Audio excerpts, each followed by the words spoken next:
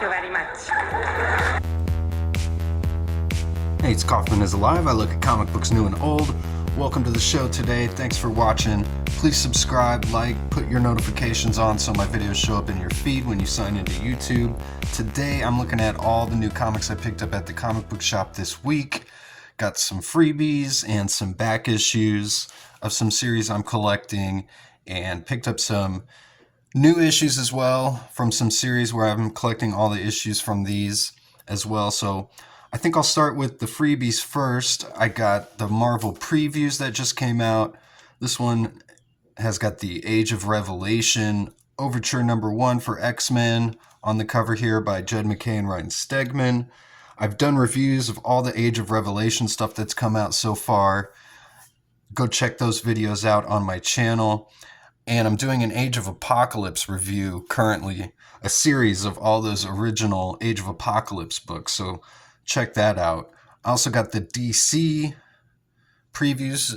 These are for October coming up this year. This is for their big year-end event called DCKO,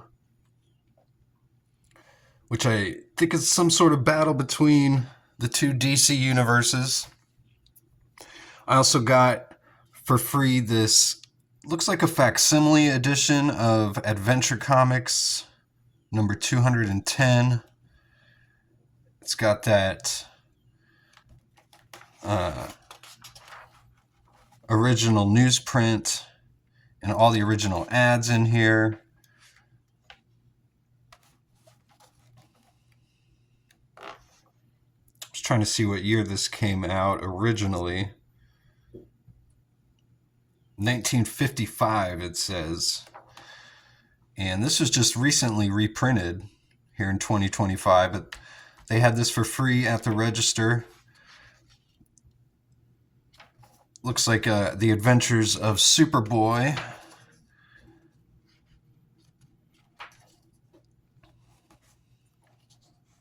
So this was cool to get. My comic shop always has free comics up at the register, which is cool. With a purchase, you can get one. And I found some pretty cool Superman comics in there in JLA. This next one I got was Space Ghost #5. This was from Dynamite. I found this in the quarter rack. I picked up, I think, the first 3 or 4 issues of this series, and I told myself I was going to keep collecting it if I could find the rest of the series in discount bins. It was just one of those series I had to drop. I can only collect so many comics, but this was had a great start to it. Those first few issues are really awesome.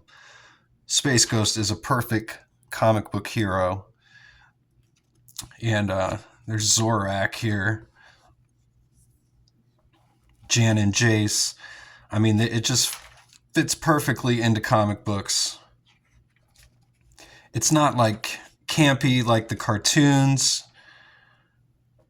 It's definitely a more serious take on the character, and I appreciated that a lot. The artwork is really great. It's written by David Pepos, and Jonathan Lau is the artist. Got a Francisco Mattina cover here, which I think that, if I'm not mistaken, and correct me if I'm wrong, but I do think he got called out for using some AI artwork on some Space Ghost covers and some other books. I think some Spawn books. But let me know what you think. Does that look AI to you? Let me know in the comments. Then I picked up Shattered Image #1. Now, I don't know too much about this. This was interesting. They've actually got the whole series in their back bins, so I'm going to go and get the rest of those later. But I've got the first issue here. It's got Savage Dragon down here on the bottom, Gen 13, Spawn. Cyber Force is here as well. Looks like some characters from Wetworks.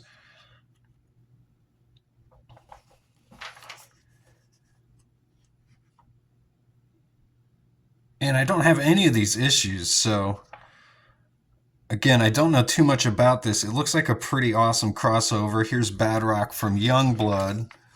So it looks like just a big crossover between all the Image characters. got Kurt Busiek doing the writing, so I'm pretty interested to see what this is all about. I don't know why this is something I just have a huge blind spot on. I don't know why. Looks like there's some Todd McFarlane, or maybe it's Greg Capullo art in here.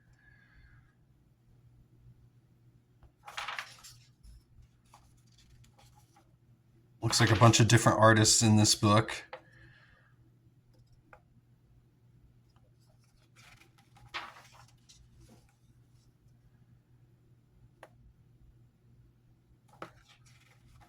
Let me know in the comments if you know anything about this series.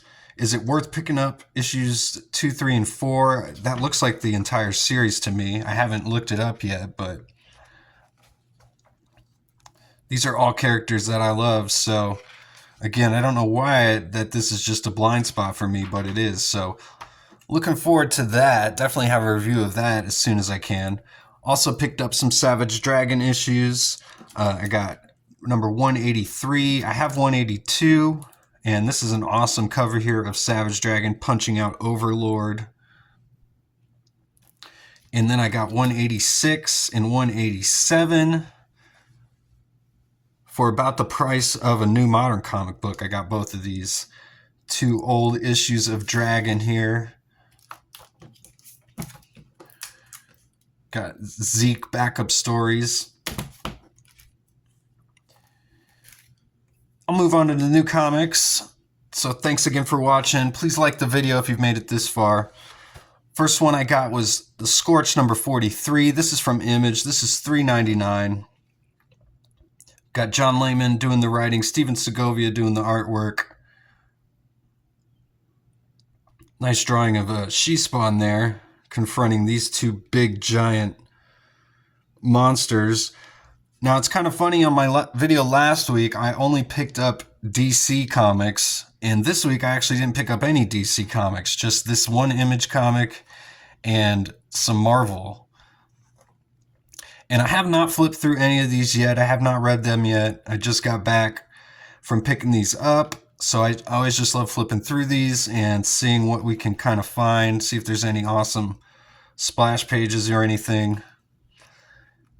I have read every issue of The Scorched so far, and I've done reviews of all the most recent issues of The Scorched and Spawn, and this is a Spawn spin-off title. This is like the team book. Haunt had left the team, so he's out on his own trying to become a priest again, but he's being hunted by this she-haunt. That's an awesome double splash page. Steven Segovia doing the artwork on here. I think he's done every single issue, if I'm not mistaken. There might have been a fill-in artist here or there, but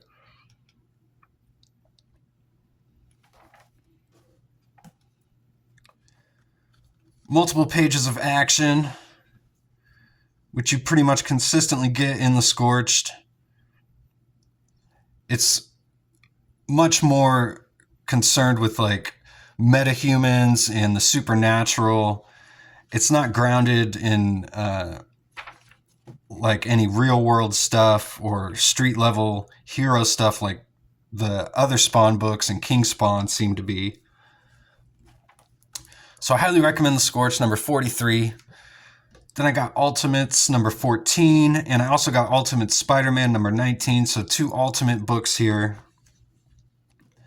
Ultimates 14, they're both $4.99. This is written by Dennis Camp, and we got Juan Fujiri doing the artwork here. You can see how they do the covers on the Ultimate books here. I highly recommend finding variant covers if you can find them on any Ultimate books, because they always put the A cover on the interior. So you can get 2 pieces here, which is always nice. If you just get the A cover, they just put the A cover on the interior with this annoying border around it. But I think I figured out that the border signifies that they're trapped in this world that the makers created, and also like how the maker's trapped within his own city at this point. So But I've really enjoyed this Ultimates book. It's been really solid, along with Ultimate Spider-Man. I think they're definitely two of the better books at Marvel right now. There's a Peter David tribute.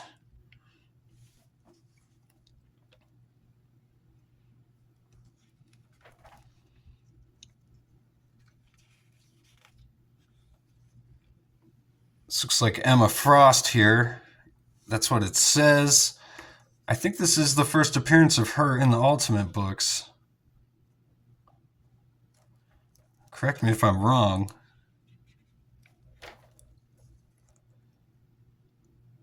We got Deadpool Batman coming out in October. The big DC Marvel crossover. They've also announced Daredevil, Green Arrow, Captain America, Wonder Woman, and Jeff the Landshark and Crypto. You guys excited about any of that? I think I'll probably be definitely picking up Deadpool Batman.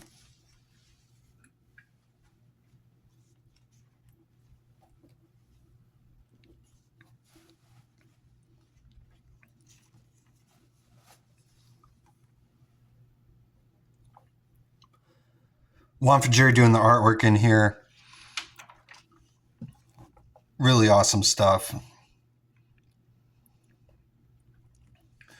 thought this was blood at first, but I think this is actually oil. It kind of looks like the way they used to do the blood splatter back in the 90s. They'd have those black ink spots like that, but I think that looks like that's actually oil.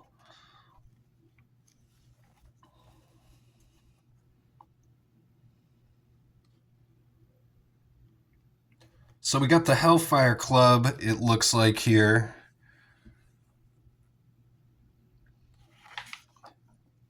I wonder if that's Madeline Pryor. This looks pretty crazy.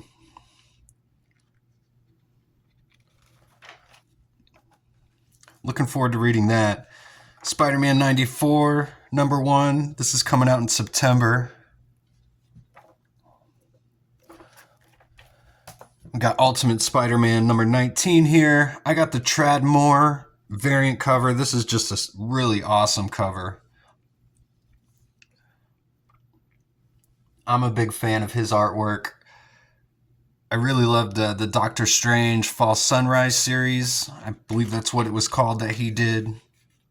Here's the Marco Cicchetto main cover. Spider-Man fighting the Kingpin with Mr. Negative. And some demons there. He's a member of Kingpin's Sinister Six here. So we got Richard Parker on the roof with Black Cat here. And at the end of the last issue, and we get looks like we get a flashback here of what was going on. It looked like Kingpin was trying to make a deal with Richard because he knows Spider-Man, and he wanted him to get him Spider-Man, and it looks like we get the first real appearance of Venom here. That's pretty cool looking. What a splash page there, Marco Cicchetto. I'm just going to hold on that for a minute.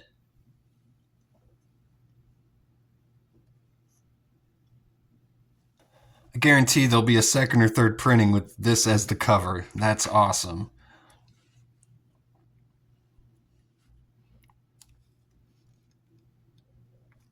So he says, "I'm sorry we scared you."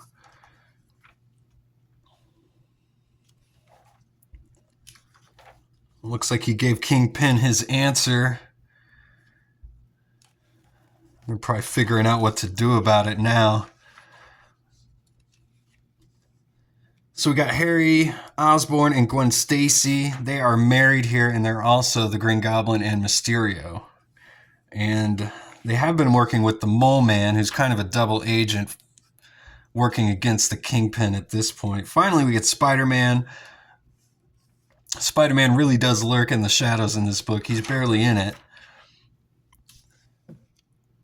All the other characters do get tons of development. But if you're here for lots of Peter Parker Spider-Man, You're not going to get it in this book. This is very much a team book in a sense, because all the side characters just get a lot more time than Peter does.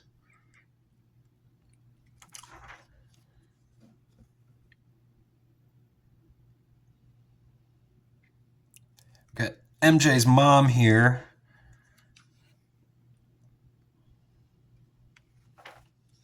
Looks like MJ and Peter are having a long heart-to-heart here in this issue as well. This looks like a pretty packed issue.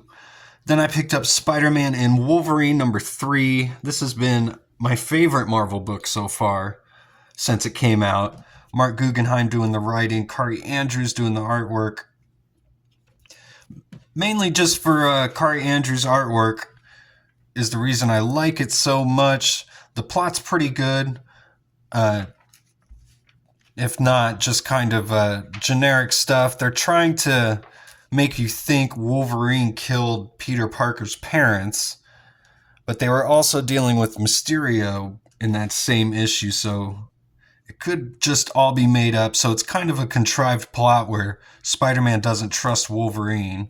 But it looks like they're here in the Savage Land for some reason. But I love they've got their throwback costumes here. The black and white with the brown and red Wolverine costumes. These are awesome.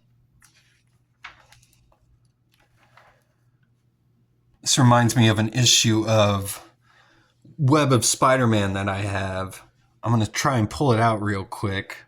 It was one of the first comics I ever bought. Hold on a second.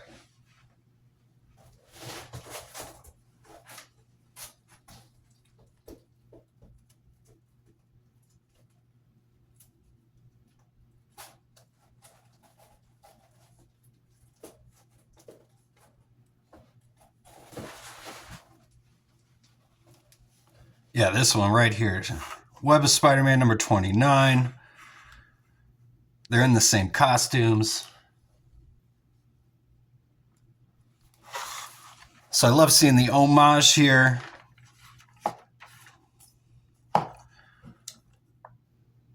So we got some guy named Dread Shadows showing up. Kari Andrews loves drawing these big, over-muscular guys, kind of in the same vein as Eric Larson or Mike Mignola, who Larson kind of took it from.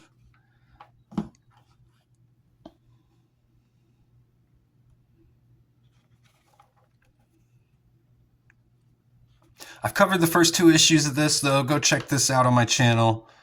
There's Dr. Octopus.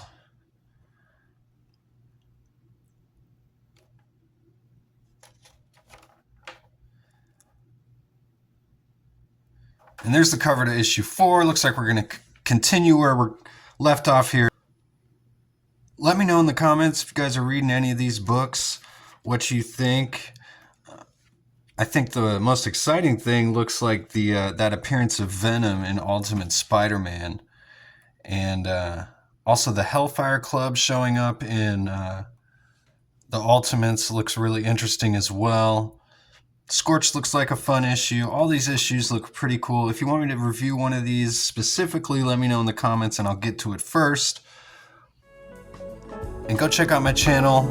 I've got hundreds of reviews. They're all mostly evergreen. I do cover a lot of new comics, but I cover a lot of old comics as well. So thanks again for watching. I'll see you guys on the next one. Go read comics.